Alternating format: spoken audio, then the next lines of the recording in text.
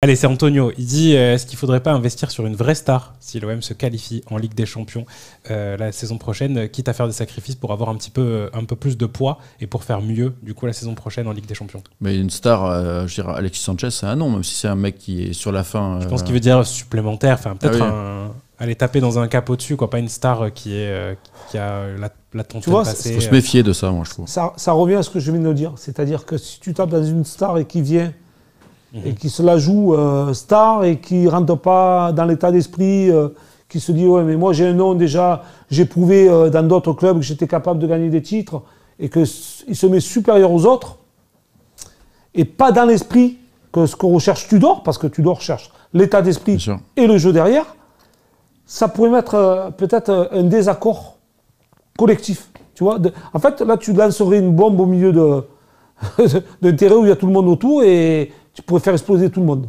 Ouais, puis il y a plusieurs facteurs. C'est une star, ça veut dire un énorme salaire, donc ça crée forcément des déséquilibres dans le vestiaire.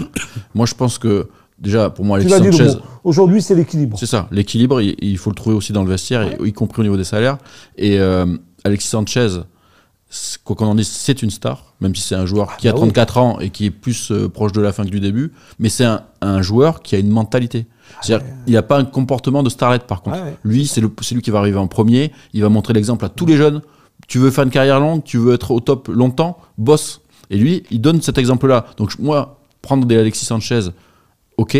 Mais par contre, je préfère que tu prennes un joueur qui devient star dans ton équipe, comme l'a fait par exemple Klopp à Liverpool, où il avait pourtant des moyens, mais il allait recruter des joueurs de très bon niveau, mais c'était pas des stars, et ce sont devenus des stars dans son club. Sûr, Mané, Salah, c'était pas des stars quand ils viennent à Liverpool, c'était pas des nobody, mais c'était pas des stars. Et moi, je préfère ce projet-là que le projet de prendre des noms avec le risque que ça se plante. Et surtout, pourquoi casser un état d'esprit, un collectif aujourd'hui? C'est ça, le collectif. Qui répond à la demande de ton staff, de ton entraîneur et de ton public. Ce que l'on recherchait depuis des années. Aujourd'hui, on recherchait une mentalité avec un état d'esprit. On l'a trouvé. Pourquoi on va mettre un joueur qui peut embrouiller tout ça? Moi, alors c'est bien.